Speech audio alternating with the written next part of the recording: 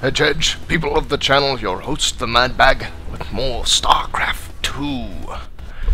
I'm going to bring you a replay today that I commentate. There's a lot of action in the game on both sides, and I want to capture more than just my bits of it. So here you see my rank.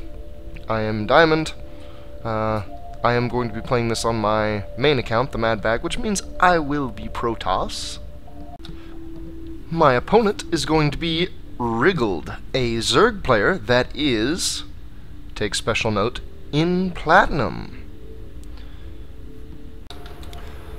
A PvZ on Daybreak LE. This map was recently added to the ladder pool, however it's been in Starcraft for quite a while. It was a tournament map, I want to say originally in the GSL, and even more so I want to say it's a remake of a Brood War map, though I'm not perfectly certain about that. You see me spawning in the north, my opponent spawning in the south, top right, bottom left. And you see that telltale probe heading to the natural. Doing my forge fast expand. Looks like he's uncertain of exactly where he wants the pylon. Eventually decides right there is the place. And then he's going to come over here. And this little maneuver is to see his pool. Generally, if the probe comes to here, his scout will come far enough down, his vision range will come far enough down to see if there's a pool. So, a Platinum player, could this still be a good game? Of course it could! The differences between the divisions is not so much that a person from a division below another person can't take the other. That didn't come out quite right, but anyway, a Platinum can definitely make a good game with a Diamond. Likewise, a Diamond can make a good game with a Master. However, the odds should be stacked in my favor. I'm going to move out here to attempt to block the expansion. You see him take the Q.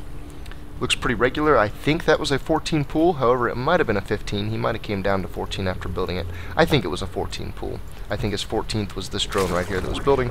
So that's regular time for a pool. No gas, of course. You don't see speedling openings very commonly against Protoss. I went ahead and put my forge down just because I was able to get over here and see that his hatchery wasn't down. That means that it's possible his pool's already down, and I want to be safe more than anything. Now that the forge is down and that I have a probe right here, I can see when lings leave the base.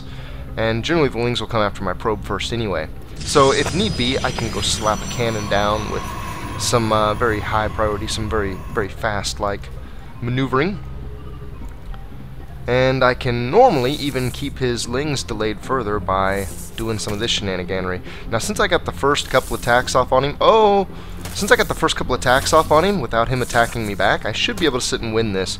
Normally one-on-one, ooh, I didn't get the reblock. Normally one-on-one a drone beats a probe, and I was actually really paranoid about that, and that's why I did so much dodging around. I probably could have beaten him though.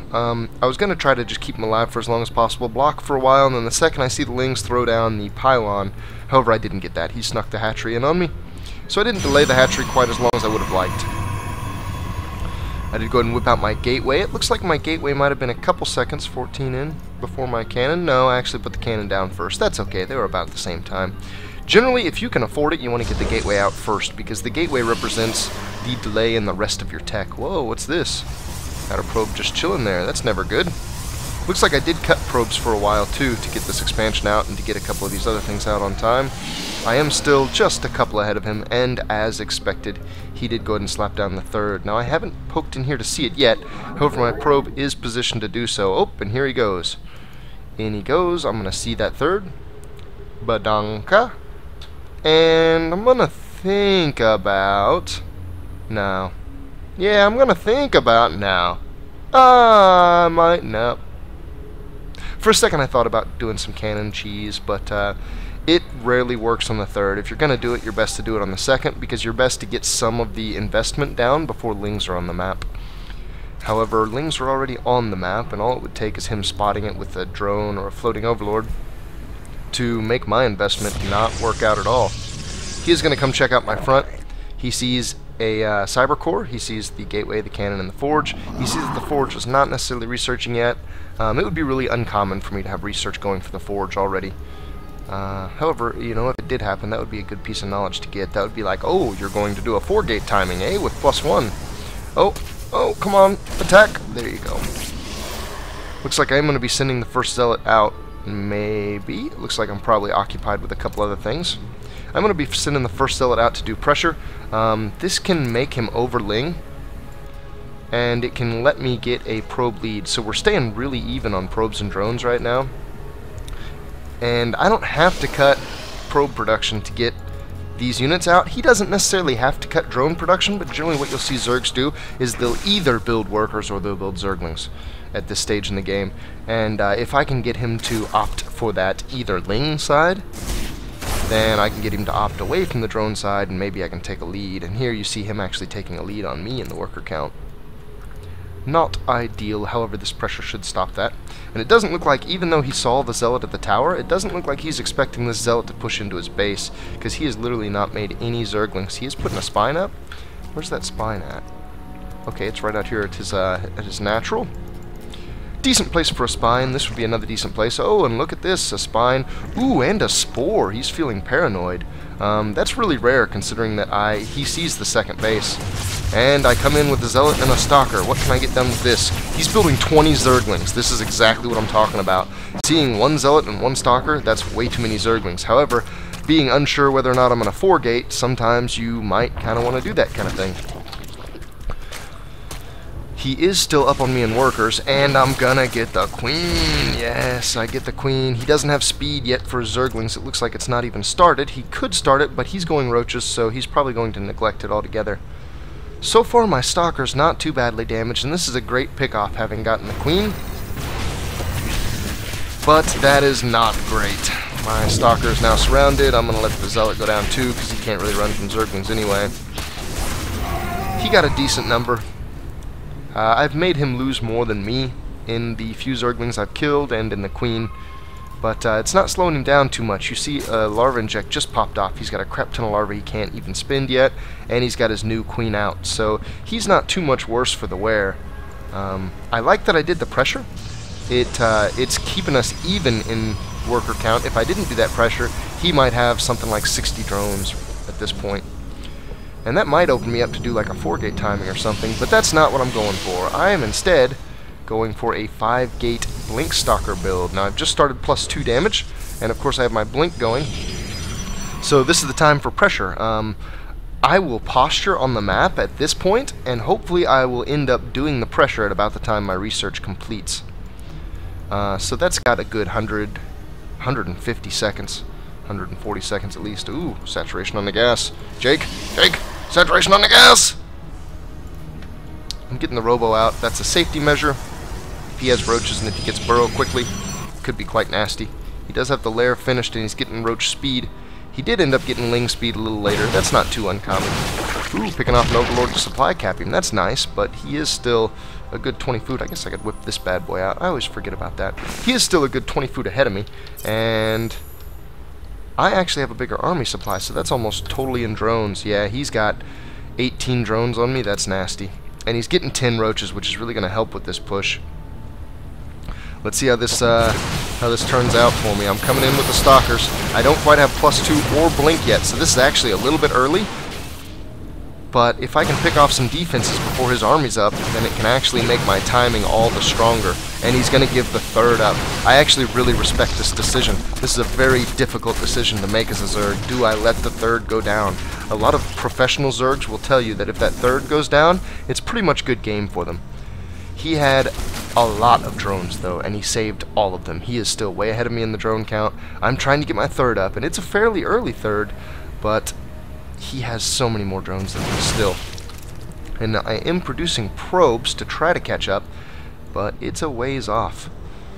He's getting enough overlords that I think he'll never be supply blocked again in the game. And it looks like he might just have enough army. Yeah, he actually has a bigger army supply than me and a bigger worker supply than me now. Now, the army supply is a little bit misleading because it's in roaches. If we see our values, my army value is actually a little bit higher, and I added some too, so our army supply just became even. His roaches take up a lot of supply, though, and they don't cost a lot. So generally, if he has a higher supply, he'll still have a lower value army. I'm doing some warp-ins. I do have that +2 now. I also do have the blink. +3's coming, and since I've seen so many roaches, and since Zergling's speed was so late, that indicates he's going to invest heavily into roaches. I'm getting some Immortals out while teching to Colossi. Immortals are necessary against this this Stefano style, this mass roach. And that is a lot of roaches. My force field was a little late, and that second one basically did nothing. If I could have had 2 blocking frontline position, it would have been better. I'm going to try to get my stalkers out, but I just took a big hit there. He was solidly ahead of me up until this point, and we're real close to breaking even now.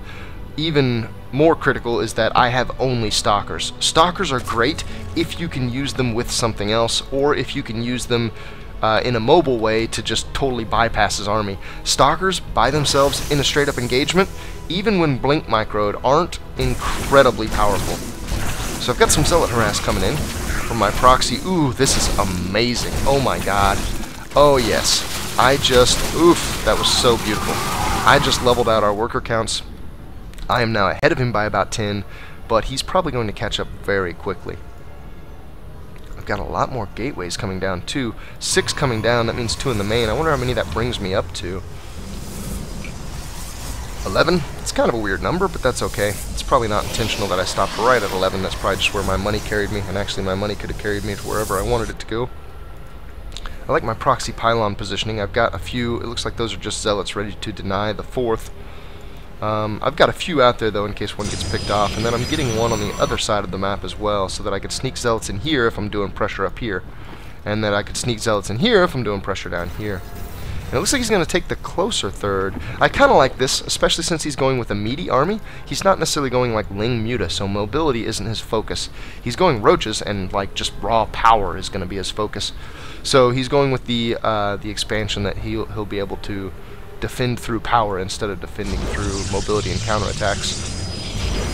This is a decent SimCity. I don't like how this is open. This being open is okay because I can warp in and reinforce from this side, and generally you won't see them go towards an inner part of your base. You'll see them try to run around on the outer side. And it looks like I'm posturing for another attack. I've got 1 Immortal and 1 Colossi. This is actually not good. This is not good at all. I'm getting a second Colossi out, but I don't have critical numbers of anything except for stalkers, and there's one critical piece missing from my army. I have no sentries. No sentries make stalkers really weak. Honestly, just not good. I have the +3. Oh, look at the hug. He's going to hug me, and this is going to be so disgusting. Hydralisks do so much damage. He got the focus on the Colossi. I didn't have, oh no, a rallying. Oh my god, that's terrible. A rallying Colossi gets picked off, and again, I'm reduced to nothing but stalkers. It's so dangerous to have nothing but stalkers. This, right now, this +2 Blink Stalker opening build is my default against Zerg. This Zerg roach style, this really power-hungry roach style, is gaining momentum, though. A lot of people are taking, ooh, I like that miss micro. He accidentally fired at the rocks, and that let me get a lot of damage on him. That evened our units lost right back up. Evened our army counts back up, too. As I was saying, though, this build is my standard, and this build works amazing against Zergling Muta, because even if all you have is stalkers, you can kind of catch Zerglings in different little chokes and still abuse them quite a bit. But against roaches and hydras, stalkers just don't cut it. I need other things. I need specifically sentries, and I need a big Colossi count. I need to not push out until I have, I would say 3. With roaches, you probably want more than that. With hydralisks, you want at least 2, likely 3. If he's mainly roaches like this, you want enough Colossi to wipe out a line of roaches all at once. And considering Colossi do like 30-something damage, roaches have 140 life, you want 4 to 5 Colossi. This, I'm thinking I can abuse the mobility of my stalkers, but I'm really just losing my bum here. I'm trying to poke out and get some damage done on his army and trade and use only my shields, but I'm just not getting it done well enough. I did take out a couple more workers, and I'm staying ahead of him in workers, which is great, because right now my army composition has got me at a deficit. I am taking the 4th as well. I like to see that. That's a pretty well-timed 4th. And just now, continuing my upgrades. So, actually, I've got +1 shields. That's not bad. I especially like that I'm getting +1 shields while getting some Archons up.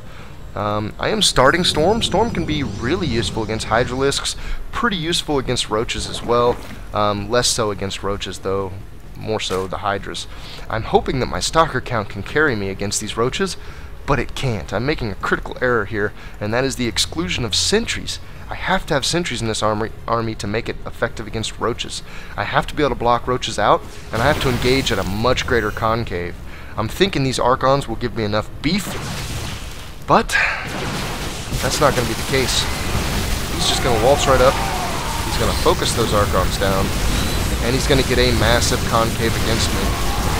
This Lost is getting nasty. I'm losing so hard right here. I have a tiny army as compared to his. It's minuscule.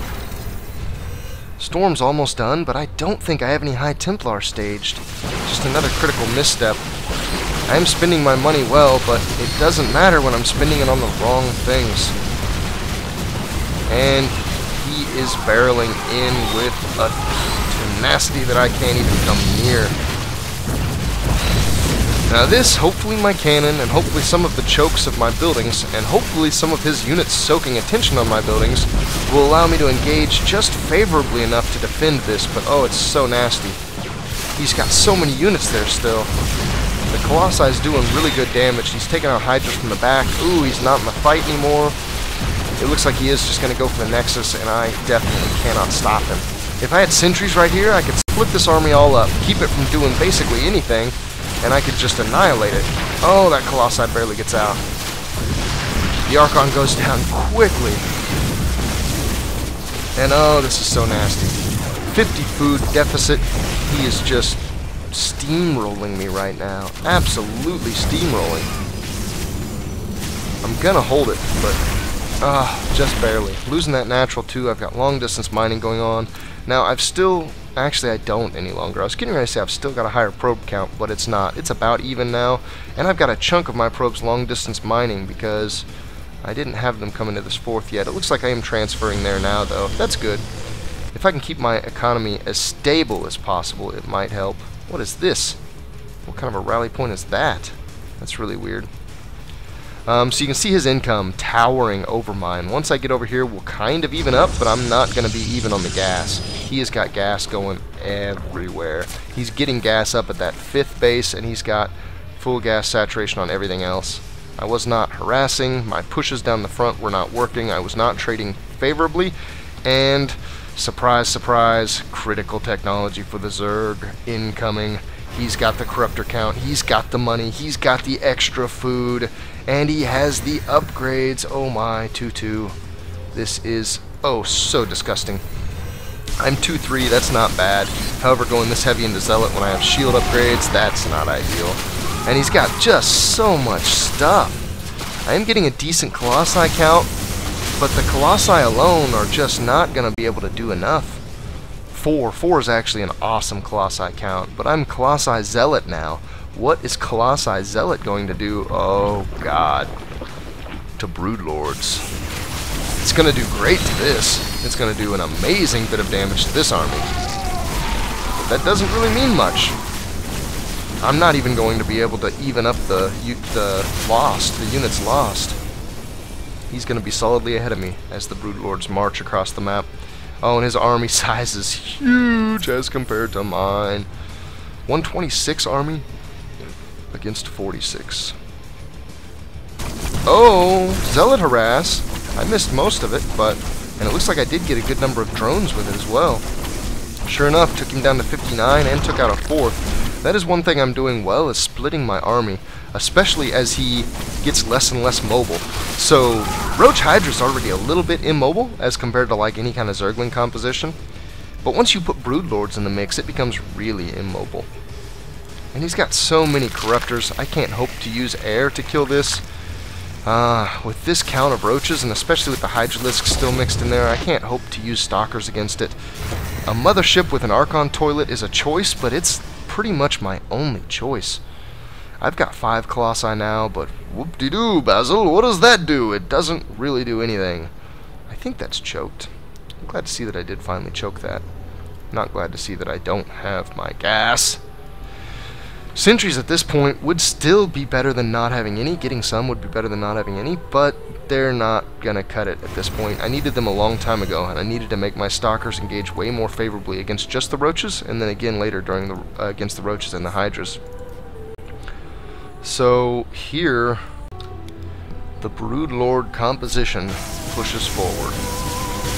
I could not have thought of a better track than the Iron Zerg track from Dragon Age Origins to back up this battle. This is going to be a quick and easy victory for him. The Broodlords are just too much for me. Can't take it. No matter what I'm getting, no matter what I'm trying to put together. And like I said, as horribly as I was engaging with the Stalkers, I don't have any idea how that even lasted. Let's go look at the score screen. Oh, you nasty! He had a big score on me. Created a lot more workers, however I killed a lot. He didn't really kill a lot of my workers. He killed some when he pushed into my natural and took out that Nexus. But throughout the game I think I killed a lot more than his. Our resource collection rates were really close, and I spent mine so much better. It's just the units I was choosing to get. Units trained and killed. This is shockingly close. Units killed. Normally, Protoss has a lot more units killed than the Zerg. And that's what was disallowing him from spending his resources. He wasn't rebuilding his army. He didn't have to, because I wasn't killing his army. And here you see these sharp declines in my army value. That's basically the story of this match. This is when I took down his 4th, was it? I don't think that was his 3rd. That might have been his 3rd. Yeah, I think that actually was his 3rd. I don't believe his income was up that high. Wow. Seems really crazy. This is when he pushed in and took down my natural. This is as I started to get up my 4th. That's really the story, though. And here is the Corruptor and Broodlord sprint. And then he lost a little bit in that last fight as my huge Colossi count did some damage, but didn't do the damage to the right stuff. Thanks for watching, guys. Thanks for watching me lose. Later.